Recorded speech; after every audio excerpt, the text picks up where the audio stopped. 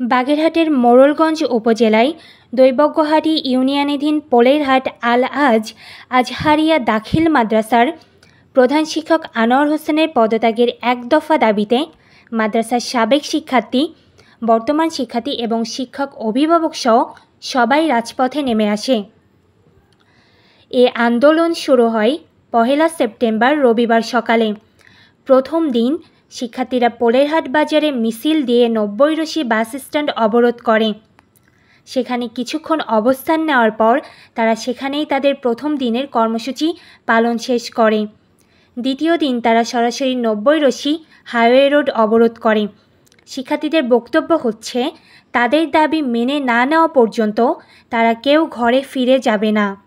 তাৎক্ষণিক সময় মোড়লগঞ্জ উপজেলা নির্বাহী অফিসার SM তারেক সুলতান আন্দোলনরত শিক্ষার্থীদের দায়িত্বে থাকা অভিভাবককে ফোন করে এবং উপজেলা পরিষদে যেতে বলে শিক্ষার্থীদের দাবি নিয়ে।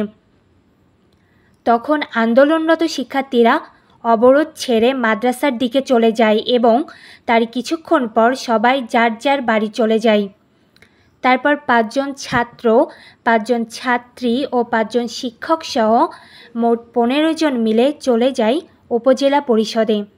উপজেলা নির্বাহী অফিসারকে শিক্ষার্থীদের সকল দাবি জানানোর পর উপজেলা নির্বাহী অফিসার মাদ্রাসার প্রধান শিক্ষক আনোয়ার হোসেনকে সাময়িক বরখাস্ত করে তার বেতন বন্ধ করে দেয় এবং 3 সদস্য বিশিষ্ট একটি তদন্ত কমিটি গঠন করে দেয়।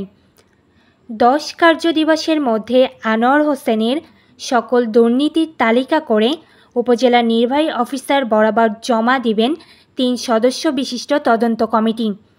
উপজেলা নির্বাহী অফিসার শিক্ষার্থীদের কথা দিয়েছেন যে দুর্নীতির তালিকা জমা দেওয়ার পর তিনি যথাসম্ভব চেষ্টা করবেন মাদ্রাসার প্রধান শিক্ষক আনোয়ার হোসেনকে স্থায়ী বরখাস্ত করার।